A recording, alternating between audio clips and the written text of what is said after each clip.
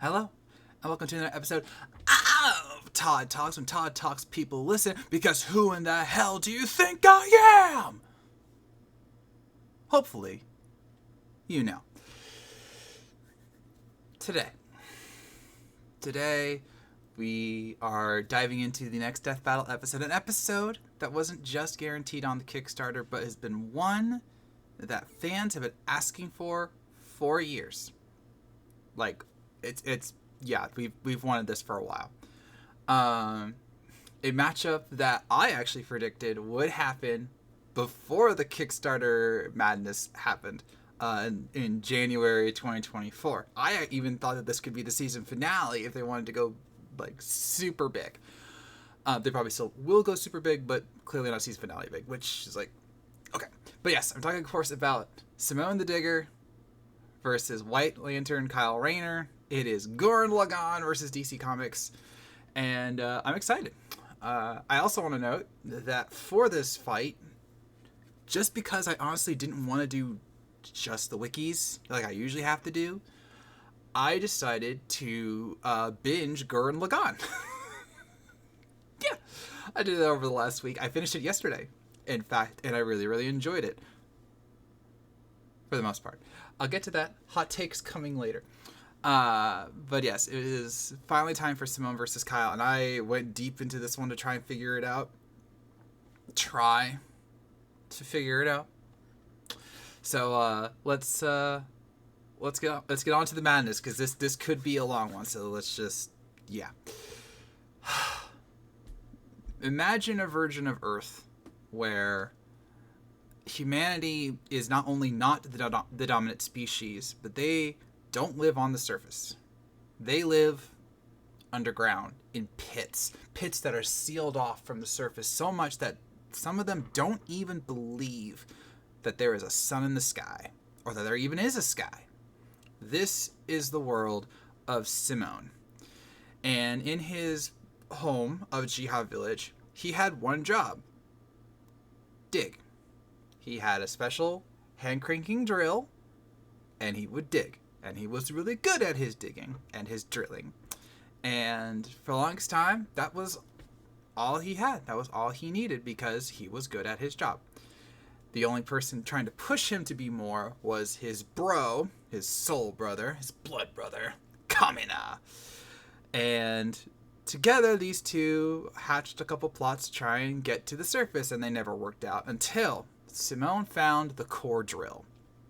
A drill, which, like that big, that would change both of their lives, because out of nowhere, a giant mech falls from the sky. Literally, it fell from the surface into their pit. Also, there was a beautiful young woman named Yoko there, but we'll get to her later. Anime.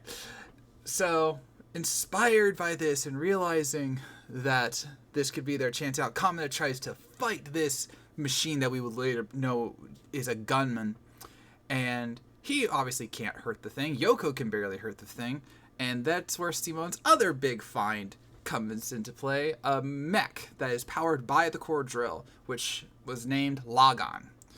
And with Lagann, they were able to defeat the gunmen, drill up to the surface, and start a massive 27-episode journey. Actually, not 27 episodes. It's actually more like 25 and a half, because episode 6 is halfway recap episode, and episode 16 is a full-on recap episode. So yeah, more like 25 and a half. Anime. So, across their journey, in the first part anyway, Kamina and Simone, with Yoko and other rebels that they met through other villages, would go on to fight the gunmen and the ones who controlled them, the Beastmen, who are under the command of the Spiral King, Lord Genome. And they were determined 100% to kill all humans and to put them back in the pits. So, why would they do that? We'll get there. But as the preview of the death battle noted, things happen. Kamina gets his own mech, which he names Gurren, and with the power of Lagann, they become Gurren Lagann. Title drop. And this powerful mech, blessed with the power of the core drill and spiral power, which I'll also get to, makes it a much more powerful mech than anything on the planet, if not the universe, depending on its iteration. And there are many, many, many iterations of Gurren Lagann. And so they take the fight to the Beastmen, and they start fighting the generals, and they even make a team in Daiguren, and they steal a massive battleship, and everything's going well. Kamina dies. 8 episodes in, Kamina dies. That has to be one of the greatest anime twists in history. Oh, did I not mention spoilers? It's a 20-year-old series, basically. All right. But yes, Kamina dies because of Simone. Simone had a crush on Yoko. If you watch the first few episodes, it's not hard to see why. Yoko had a crush on Kamina. And so Kamina and Yoko kissed before their big battle against one of the generals. Simone saw that, got totally rattled, and that's bad because spiral power is based on willpower or fighting spirit. They use fighting spirit more than willpower in the show as a reference, but his spirit was wavering because the woman he really liked was going to be with Kamina, and Simone, being very young at the time, is like, I can't get over this. We've all been there, right? It's crushes. I won't even blame anime for this one because, that's soap opera stuff right there. But yes, Kamina died, and that's when Simone learned, eventually, the lesson that he needed to, which is, it was never about Kamina. It was always about him. Like the preview said, Simone found the core drill. Simone found Lagann. Simone was the one who was able to operate Lagann to defeat the gunmen and get them up to the surface. And he was even the one saving Kamina from his own brashness, because that's what Kamina does. He's loud, he's boisterous. Who the hell do you think I am? And all that. And so it was up to Simone to save the day. It was up to Simone to stop the Spiral King and to save humanity from what was coming. And so he did, after meeting Nia, who is voiced by the same actress who does Starfire, who a lot of people want in Death Battle. I do, but I'm not sure what her matchup would be. Like, I've heard Rogue, I've heard Blaze from Sonic. There's options, I suppose. But Nia was able to help, right the ship. Right the ship. Yeah. Writer. And Simone was able to get it together and help the team Daiguren with their own gunmen now go and defeat the Spiral King. And that led to the next problem, because you thought, oh, that's the end game. No, he was just the first step, because there was a prophecy. When 1 million apes inhabit the planet, 1 million humans, the moon will become the blood prophecy and wipe out all of humanity. Fast forward 7 years later. Yeah, classic anime time skip. Humanity reaches 1 million. In dramatic fashion, of course, because it has to be one of the characters we know who has that millionth person get born anyway. And enter the anti-spiral, where spiral energy is all about, fighting spirit and evolution at its core. Anti-spiral is the fear of that, the fear of life growing too much. And there's even the prophecy of the spiral nemesis, which is that humanity will eventually lead to the end of the universe itself. And so the anti-spiral and its forces were determined to wipe out humanity. Not just wipe out humanity, they wanted to give them the ultimate despair. And so if you know those episodes, like humanity would get a win and then it would blow back on their face, or they think they would make an escape and they would get into a trap. It wasn't just about killing, it was making them feel despair to show that spiral energy was pointless and that you needed to just give in, accept your place, and not move forward. But that's not how Team Daiguren rolls now, is it? And Simone made sure of that, because through the power of his core drill and Gurren Lagann and the many, many upgrades he got, he was able to take the fight to the anti-spiral forces, including going to their home world, which is in a different dimension of space. This is where things get really nuts. Into a different dimension of space, which they were only able to find because Simone proposed to Nia, and she kept the ring even after she was revealed to be an anti-spiral spy of sorts. Don't get me started. And so he was able to jump to that dimension, and then face off against the anti-spiral. Now, this is where things not just get complicated, but get divergent. Okay. Not unlike certain other animes, there is expanded material. So there was the anime series, which is what I watched on Netflix. I recommend watching it. Then there was the movie that came out in 2009, which expanded on the ending. Okay, parts of the ending, mainly the fight sequences. And then there's, of course, the official novelization, which further details what in the hell is happening in this show, because they just throw out like giant concepts and they're like, oh yeah, you totally understand. You're smart viewers. Yeah. So long story short, in one version it was a combination of the various Gurren Lagans and then Lagan itself with Simone and Nia in the pilot seats literally drilling through the anti-spiral. In the movie, he gets so much spiral power that he literally creates a massive version of Kamina, basically, to fight the anti-spiral forces, and then he goes into a literal fist fight with the anti-spiral to the point that he's bleeding so much that he uses the blood to make a drill and goes right through him. And with that, he makes the promise to the anti-spiral that he will make sure that the universe is protected. And with that, anti-spiral is gone, anti-spiral forces are done, and they return to Earth, and they all live happily ever after. Or do they? Yeah, here's the hot take. I love Gurren Lagann. It was such a fun series. I hated those final scenes. Okay, because Simone finally marries Nia, and then she dies at the altar. Yes, if you remember the Samurai Jack ending, they totally copied Gurren Lagann. I had no idea. And that makes me hate the Samurai Jack ending even more because it's not even original. You just ripped off Gurren Lagann. But yes, so Nia dies because she was a virtual being the whole time, which makes no gosh dang sense. And then they even admit it in the show that like, ooh, what are the odds of this happening? Like, okay. And then Simone gives up his core drill and goes and lives life as a hermit. Now, in the movie, they expand this and say, like, he actually spent his time walking around, helping people, and wearing the flowers and the ring from Nia on their wedding day around his neck. Sure, Jan. Whatever.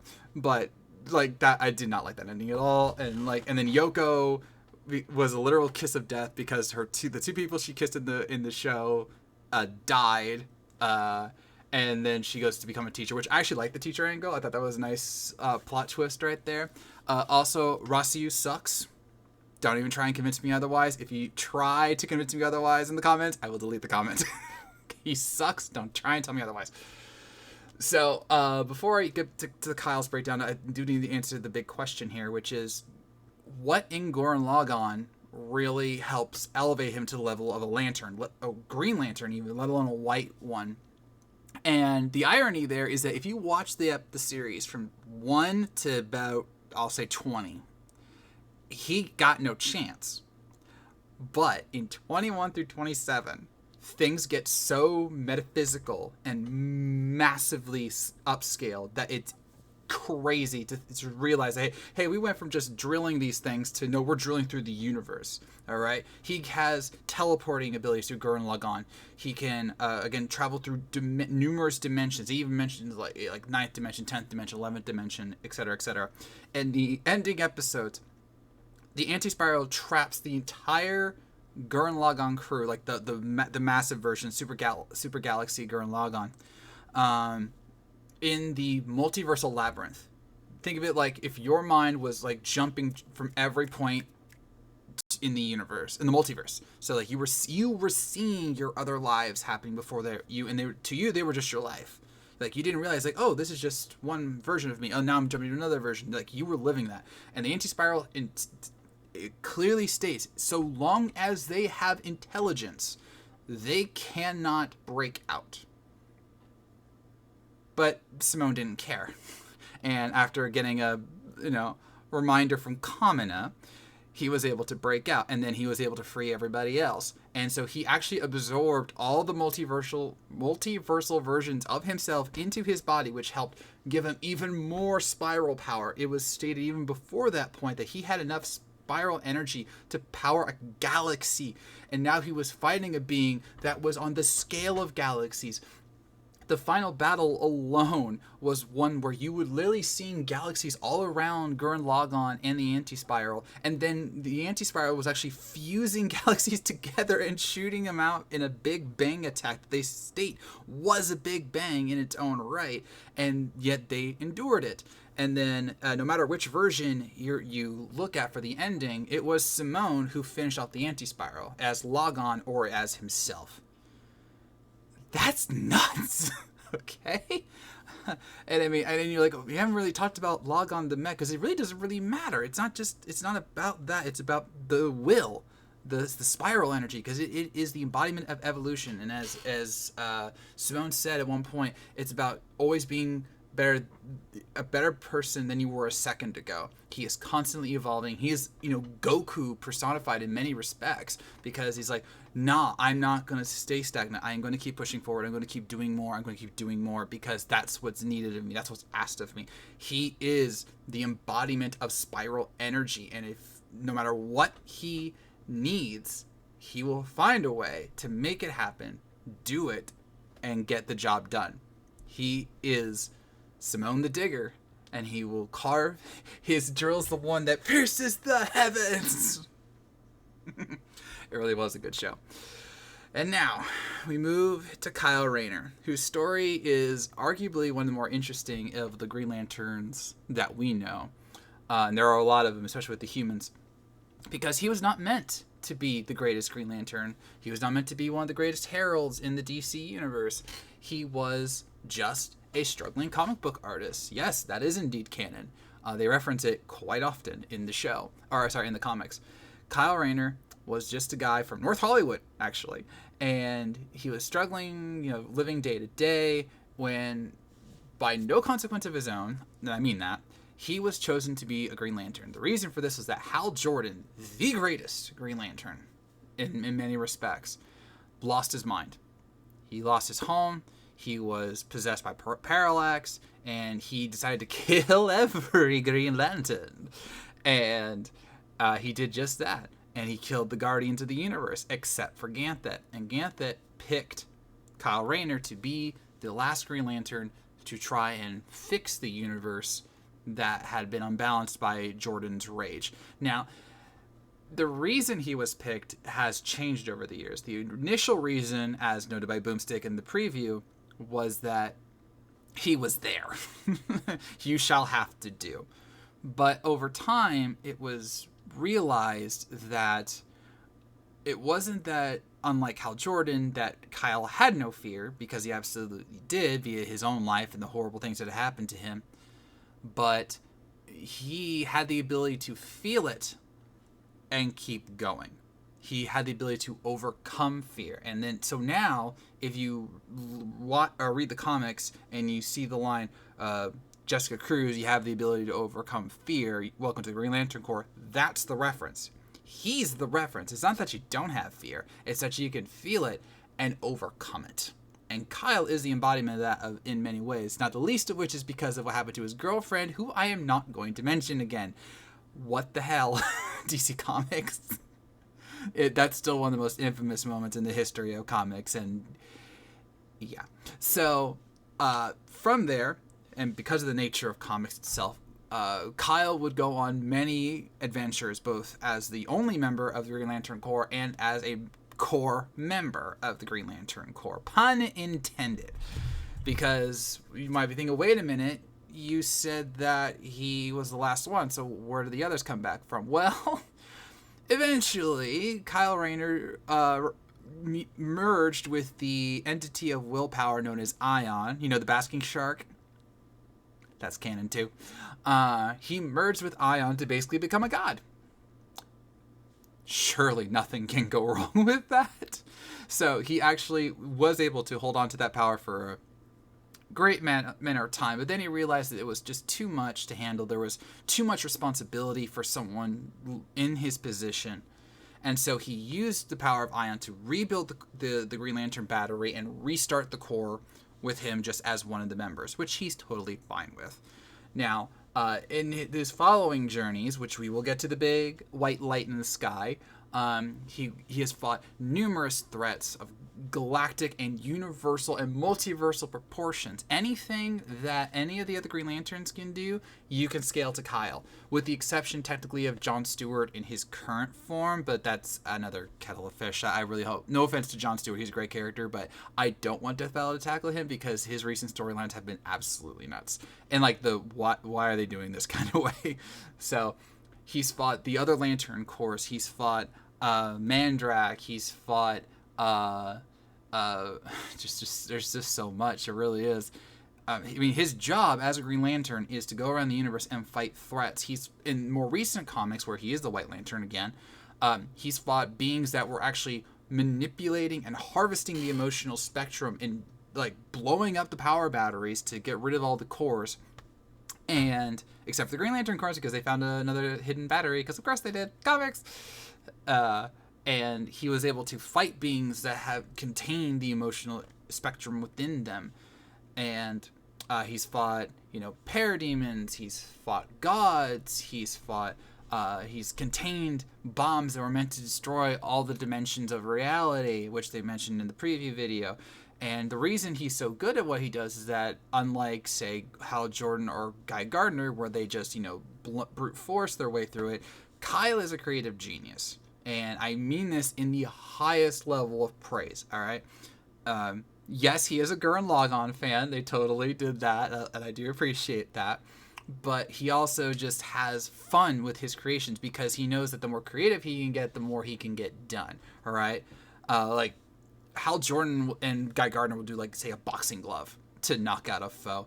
Kyle will summon an actual boxer, or a multitude of boxers, just like, pummel people because he would find that more creative. One time with his fellow Green Lantern Simon Baz, who I honestly don't think will get into Death Battle, no offense to him, but Simon was still learning the abilities of a Green Lantern, and Kyle was literally toying with him to the point where he put him in a sphere. He put Simon in a sphere and then put that sphere in a pinball machine, a construct-sized pinball machine, and just started, playing pinball with Simon as the ball. Who does that? Except for Kyle. Eventually, though, through numerous events, there came the White Lantern. Now, technically, Kyle was not the first White Lantern. That was actually Hal Jordan, and through the Blackest Night event. But in terms of being a true representative of the White Lanterns, that was always Kyle. Kyle, this is where things get complicated, as if the rest of it wasn't complicated enough. So Kyle's connection to the White Lantern energy is different from how it's intended, because technically the White Lantern energy is both its own energy and a fusion of the entire electromagnetic emotional spectrum. So that means that Kyle is green, red, yellow, blue, magenta, pink, and ultraviolet, and I'm missing one. Did I say orange? Red, the whole spectrum. He is every single one of those lanterns at once. There's even a famous comic page that shows him in all the various lantern forms. And that means that he can use and instill any of those emotions on his opponents. So, for example, if he wants to use willpower, he can easily do that because he was already Green Lantern. But then he can boost his power with Hope, the Blue Lantern energy, because Hope fuels willpower. Facts. I always felt I'd be a Blue Lantern, if I'm just being honest here. Green's cool, and I got willpower at times, but Hope is what I run on. I'm just saying. Look to the stars, because Hope burns bright. But he can also, instill you with fear or with rage. He can force you to feel compassion, and he has done that in the past, even if it came at a taxing cost. And as the White Lantern, he was the most powerful lantern. Like, again, think what Hal can do. And yes, Hal does beat Ben 10. I'm sorry. I even rewatched that episode last night to ensure that I knew Hal's feat so I could know what Kyle could do above it. And Hal is nuts. Like, after that episode, Hal made his own Green Lantern ring. He fueled his ring off of his own willpower and not a lantern battery, which is crazy. And then, Kyle is still a league above him. So, as the White Lantern, he has incredible power, enough to fight some of the greatest beings in the multiverse, including the new gods, if you recall a certain clash with Highfather. And this doesn't even talk about his greatest ace in the hole, which is the life equation. I am giving Kyle the life equation for a couple of reasons. One, it's his. Legit. Like, it's... Even Highfather, who tried to take the power from him, realized that who Kyle is as the White Lantern is intrinsically tied to the life equation. Sorry. The life equation... I'm sorry. The life equation is the true antithesis of the anti-life equation, which is what Darkseid has sought for numerous years and multiple continuities. It is the embodiment of life itself. And to that end, if you are tapped by the life equation, you believe in life. Like, full stop. Like, think of it like this. Anti-life was meant to make you think that life was meaningless and that you should serve someone like Darkseid because he can give you the meaning in life. The life equation makes you realize that life is worth living every single day, and you will fight to keep it. You know? Like the will to live. It is the embodiment of that cranked up to times 10. You can control people that way, which is why the life equation is stated to be very dangerous, but its intent is to be a life-giving tool. And to that end, it can actually resurrect people, which we saw in both Brightest Day and in certain other comic continuities, or comic book events. The reason a lot of people don't want to give Kyle the life equation is that it's stated that he can't fully control it, or he can't use it to its max ability, nor does he want to. And he even broke apart the life equation into 7 parts and made his own White Lantern Corps. And then they did some comic juju to make him go back to a Green Lantern until he came back to being a White Lantern, which is what he is right now in the comics. And it's dumb. And if you're thinking, wait a minute, if Kyle's so powerful, which he is, why do they keep trying to take the White Lantern energy away from him? Well, it's like the Superman problem. If Kyle is the greatest Lantern, better than all the other Lanterns, a literal fusion of all the Lantern powers, where's the story? Where's the fun in having him where he can, like, you know, defeat everything and beat everyone and blah, blah, blah. Even right now, where he does not have the life equation, but he's still a White Lantern, there are enemies right now, like the Starbreakers and Sorrow. Don't get me started on that one. Sorrow, where he is affected by other emotional spectrums, even though he is the White Lantern. So, you know, it's comics trying to fold in on itself to try to make an even playing field, or at least give the perception of a level playing field, because as the White Lantern, he can resurrect the dead. He can... In fact, I'll give you a great example of this. Remember when I said that Hal Jordan made his own lantern ring? It didn't exactly go well the first time, and he actually technically died. So the Guardians of the Universe, I almost said Galaxy, Guardians of the Universe summoned Kyle to bring Hal back, and the way he did that was he used the lantern ring to literally open up a dimension into the afterlife, and he pulled Hal back. Yeah, I'm just gonna go to the afterlife today. That's White Lantern comics. Yeah. And then, as we all know, the Green Lantern ring is the ultimate wishing machine. If you can imagine it, if you can think of it, it can do things. And it can do just about anything you want. And through the other lanterns, which again would totally compare to Kyle, it does reality warping. It does reality resisting. So it can, you know, Crisis of Infinite Earths or Kilowog. It can regenerate wounds. It can heal people beyond what a Green Lantern ring should be able to do. A great example of this is with Simon Baz and even Jon Stewart. Simon Baz wanted to heal, I believe it was his sister, who was dealing with like a life-threatening illness or something, and nothing could heal her, not even Green Lantern ring, and he did not care. He willed it to do it anyway.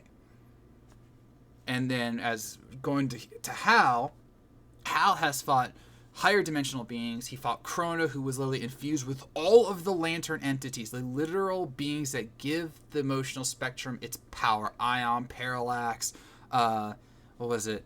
Almost the Parasite. Anyway, all those entities fused into one, and Hal overpowered him just with his willpower alone. He killed Mandrak, who was a story eater, literally eating the pages off of the stories of DC Comics, a much higher dimensional being. And then in the preview we saw today, Kyle contained the U-bomb, which was threatening all 11 dimensions of reality, except actually it's 12 and a third. Because reasons. Comics! And again, those were Green Lantern feats. Now imagine White Lantern feats. Higher ones. Like if you saw I rewatched the DB cast of Kyle versus Kyle Rayner, and dang it, Liam noted that he broke through the source wall, and he actually even created his own source wall. The source wall himself could not contain it, even though it's supposed to be the end all be all of you can't get out of this. Even Galactus is trapped in the source wall technically. Canon. Kind of.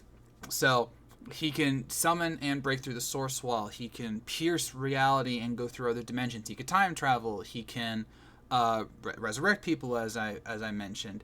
The only restriction is his power charge, and the fact that the White Lantern energy can sometimes be too much to contain, which is why, again, he broke it apart and gave it to a White Lantern core. So Kyle's nuts. And while he may not be the most famous Green Lantern, he is the one that many will call on to be their ace in whole, including in current comics right now. So, it's all right if you're all white. Yeah, not my best pun. Not my best. Not my best. So look at that. We're already over 31 minutes. So who wins between Kyle Rayner, White Lantern, and Simone the Digger? I don't know. This is one of those very, very rare occasions where I literally have no idea how this is going to go. It reminds me of Scooby Courage because it could legit be a tie. Now, the big question here is scaling. And I mean like power, speed, scaling. So, by all accounts, their speeds are measurable. All right, Simone was fighting on a galaxy level at speeds that were truly incalculable. Not to mention his missiles, which were literally flying through dimensions of space and timelines to hit enemies that were trying to hide from him. That was the probability missiles. And then there was the probability missiles, which can literally alter reality to say like, oh, I have a 0% chance of hitting you. No, I have a 100% chance of hitting you. He does that because, and so you're like, well, how can Kyle reach that scale? Well, you have to remember that in the difference between an anime and a comic at times is that an anime can show the scale easily, whereas comics, like, how can I relate this scale on a comic panel? Like, there have been famous times where they're like, oh yeah, these are universe-busting moves, but we can't really show it. Think about Kratos, he had universe-busting power, but they couldn't exactly show that on there because it's hard to comprehend, all right? Kyle is on that level of power. Like, in the DB cast, John, I believe his name was, he was defending for Simone, and he's like, Simone can go beyond certain dimensions of reality, and he's talking about like the 11th and 12th dimensions, which they specifically state in the anime. Kyle can do that though. Again, Kyle contained the U-bomb, which would have ripped apart the multiverse and the other dimensions. And then going back to the speed really quick, as was noted in the preview, Kyle and the other Lanterns can match the Speed Force, which is incalculable, and White Lantern is totally above that. So that's moot point.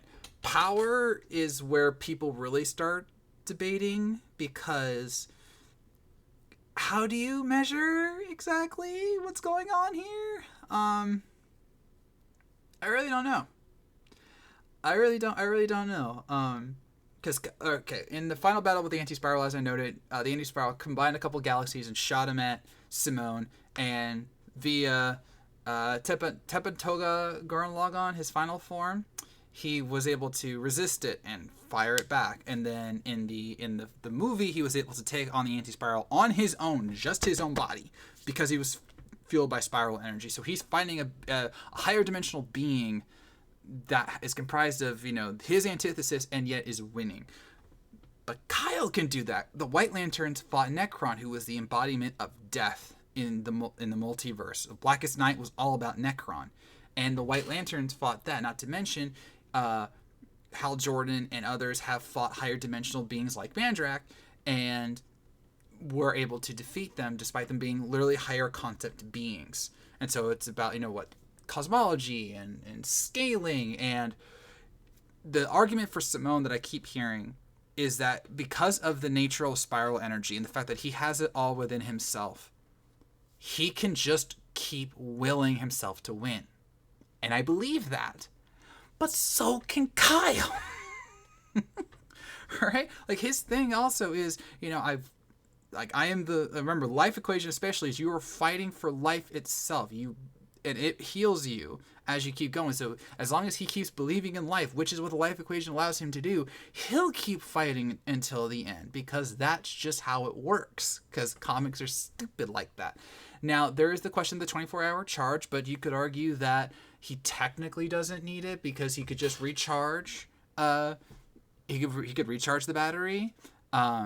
He does have better time travel capabilities, so he could just time travel away, recharge, and then restart the fight.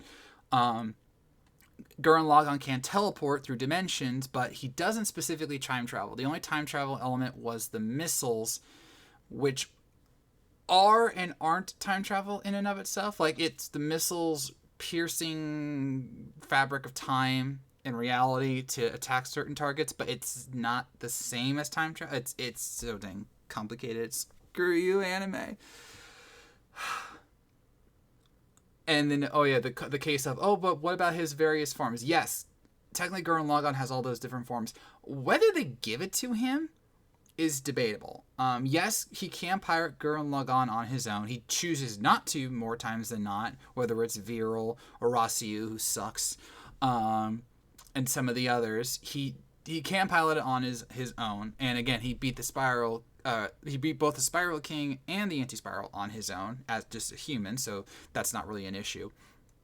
But the other ones, much like, say, Eggman, is about other bases and platforms that he had to combine with and then summon an ungodly amount of spiral power to overcome. Not to mention, and I know this is somewhat undercut by the ending, but even Simone has his own limits, and in one case, one of his friends had to sacrifice himself to get them out of a jam because Simone couldn't do it on his own, because he was focusing on trying to power up what would become Super Teppentoga Gurren Lagann. So both of them have their own potential limits and can reach a certain level of exhaustion. It's just a case of will they? And so the question remains, who wins between Kyle Rayner and Simone the Digger? I don't know. So for the first time in a long time, ladies and gentlemen, I am taking the easy way out. I'm abstaining. I haven't done that since, I believe it was the Mega Man Battle Royal. Because I remember abstaining for that one, because I'm like, there's no way I'm going to find out everything in these 5 continuities. But yes, I am abstaining from this fight, not just because I'm going to totally protect my win-loss record this way, but I really don't know. Unlike, say, Ghost Rider versus Spawn, where that was tough, but there was an option you could say, I'm leaning to this. I can't do that here. Simone is spiral power incarnate, and he can will himself through any situation. But Kyle Rayner is the embodiment of life itself and has fought universe and multiverse ending entities on the regular just so he can keep going, and then he keeps fighting. And with that, add that to his creativity, his power, the power of his constructs, the fact that he can go invisible, intangible, time travel better. He has things that can counter Simone, but Simone has things that can counter Kyle. If I was to lean somewhere, I would probably go Kyle, just because of how DC scales stuff. But then again, Gurren Lagann went totally nuts in its final episode and its final movie. So I abstain. Let's just enjoy the show, okay? And with that, I've made this episode of Todd Talk. Definitely one of my longest episodes. Thanks for bearing with me. Who do you think is going to win between Kyle and Simone? How epic do you think this is going to be? And how pumped are you to see this? Let me know in the comments below. So, I thank you for watching. If you made it this far, I know you were listening, and I'll see you around.